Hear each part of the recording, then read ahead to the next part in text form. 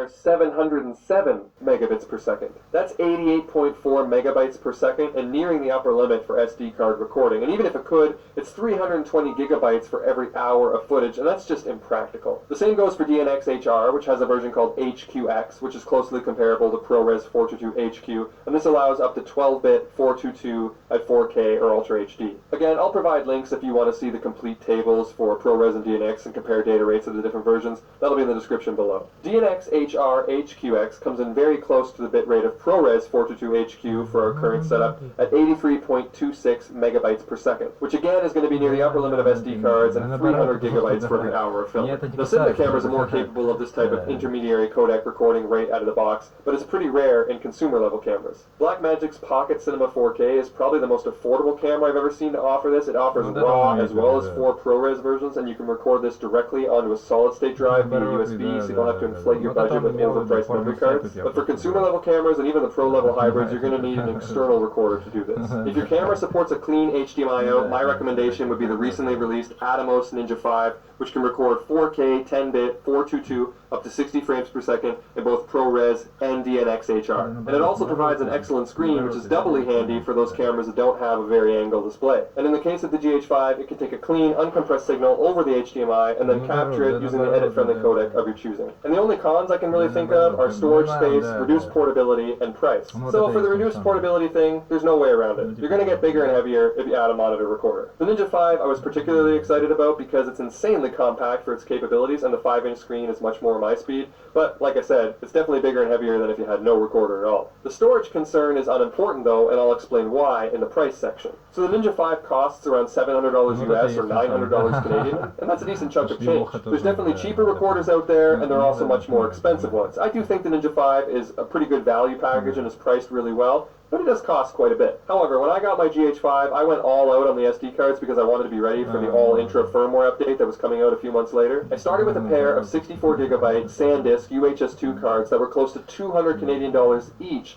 That worked out to $450 with tax for 128 gigabytes. That's $3.50 per gigabyte. Now, prices have come down a little bit since then, but if I compare that to this SSD that I got on sale just last week, which is the Samsung 860 EVO 1 terabyte, it was $250 with tax, so that's 25 cents per gigabyte. That's 14 times cheaper than my SD cards were. And that's a hell of a lot more useful than SD cards for other applications because I can use it as an external drive or put it in a PC build down the road. My point is that while external recorders definitely cost some money, they significantly reduce your storage costs in the long run. Probably not enough to pay for themselves, but definitely enough to net a couple $100 of recoupment. So if we combine everything we covered in this video, I think that we can draw some conclusions. If we go back to the beginning when we talked about the intent of the codec and we talked about acquisition, intermediary, and delivery, I think the best acquisition ideally would be raw. And then you would want to use a quality intermediary for editing, and then you would want to archive and potentially deliver in a perfectly suited quality DNxHR or ProRes version that suit that function. And then if you want to distribute to web, you would then do another export and convert to H.264 and use that for web delivery, which will probably soon enough be replaced by H.265. However, if you're shooting on a GH5 or a Sony A7 III or Fuji X-T3 or any number of quality hybrid cameras, that ideal scenario just isn't an option. So what can you do? Well, if it's just for web delivery, you can run through the entire process using just H.264. And if the edit is bogging you down, you can create some proxies using ProRes or DNx in your editor for smoother performance. In fact, some of the cameras like the Sony actually allow for simultaneous proxy recording right on the card. So when you import the footage, the proxy is already created and ready to go. Alternatively, if you have access to large, fast cards and your camera supports it, you can use all-eye recording for smoother editing as well. But before you invest too heavy on expensive SD cards, consider getting an external recorder like the Atomos Ninja 5 if your camera supports it. Because solid-state drives are faster, cheaper, and more useful than SD cards, and it's a much cleaner and higher quality process to use ProRes or DNxHR as the acquisition codec instead of H.264. But now I want to hear from you. Let me know in the comments what your current codec workflow is and how it's working for you. And as a bonus question, I'd love to know what your ideal workflow would be if you could use any combination of hardware and software. Older mechanical drives, especially those found in lobsters, you also get a much higher bit depth. That's a funny one. I'm not going to be able to say it right now. But that's going to be it for me. I hope you found this video helpful or at least entertaining. And if you did, make sure you leave it the old thumbs up and consider subscribing if you haven't already. But if you did not find this video helpful or entertaining, feel free to hit the dislike button twice. Alright!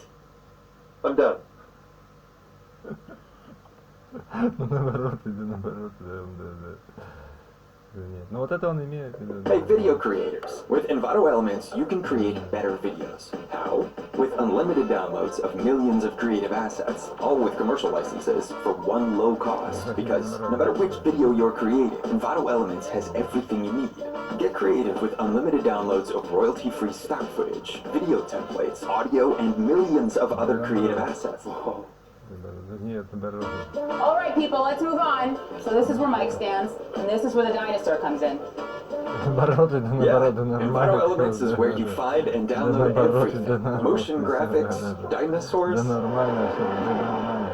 and create even more with social media assets, online content, everything. Everything.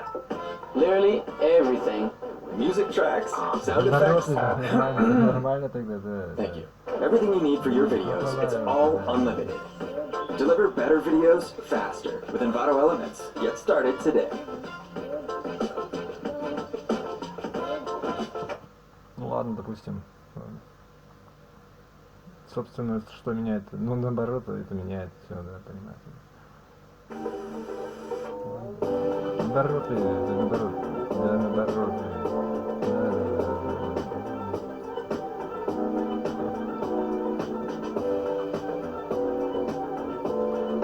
Бьет меня просто вообще, да, током прям. Наоборот, наоборот. Поняла тебя просто. Да. Наоборот, да. Я тебе говорю, да, то есть, да, жизнь так и есть, она, да, естественно, да.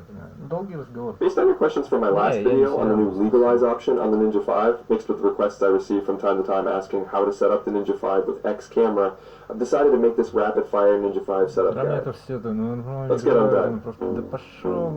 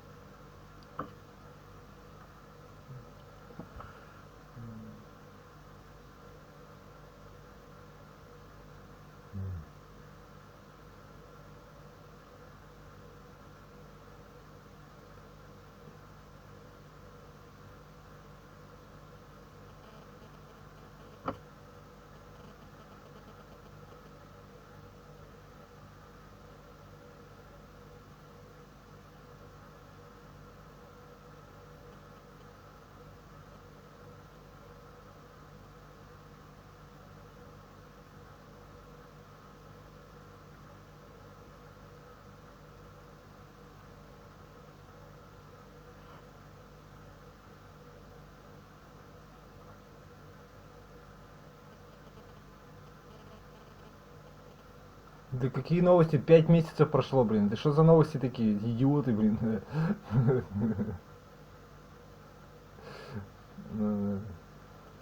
9 месяцев.